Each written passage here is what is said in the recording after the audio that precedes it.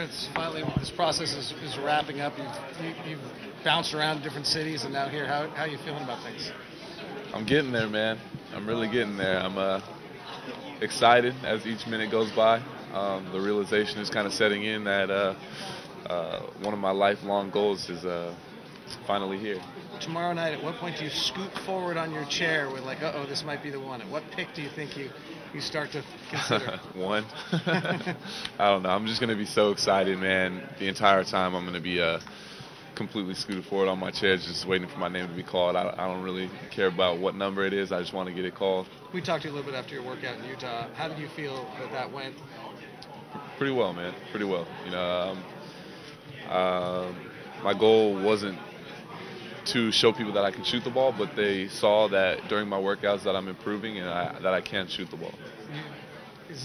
The altitude there changes the game a little bit, but I've been in Colorado Springs before. I've worked out with the USA basketball team, so I kind of knew what to expect.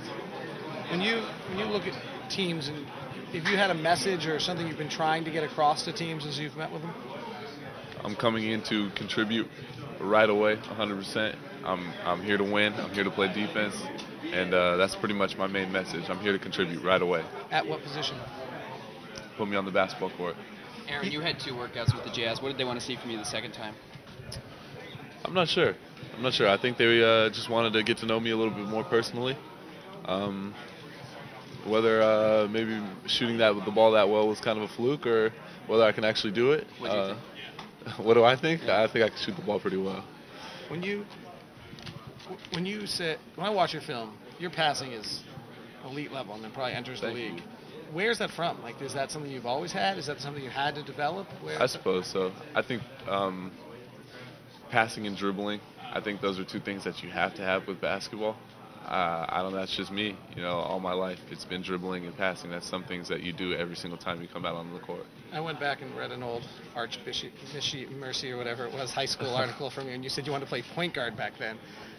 Is that something that, is there a variation of that you still see, or is that what once was? At Archbishop Midi, I played point forward. You know, my high school coach can attest for that. That's what I did. It would be playing the 4 for the first half, and then playing the 1 for the second half, and kind of just mixing it up. I played point forward, so it's not something too wild. It's actually what I've done before. Rebound and go, is that your favorite play in the game? One of my favorite plays to do. One of my You can tell. Yeah. Unless, what's better, rebound and go and throw the alley-oop, or catch the alley-oop? I like rebounding and throwing the alley-oop. That's really fun. What do you do to develop an offensive game at the NBA level? Just a lot of lab work. Staying in the gym, doing different things, watching a lot of film, synergy, stuff like that, and being efficient with it. You know, obviously working harder, but working smarter as well. At what point did this process go from work mentality to, all right, now I need to step back and enjoy what's going on?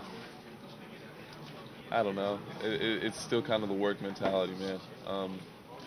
As much as this is very fun and I'm proud of myself, it's still a job, and I will continue to act like that. Are you able to kind of take a step back? I mean, you're not doing any workouts anymore, so today, tomorrow, are you able to take a step back and just soak this all in? Yeah, I think I'm going to go try and get in the gym tonight, though, so we'll see. Is there anything in your experience with Utah that was different than the way other people did things, or that stood out to you maybe?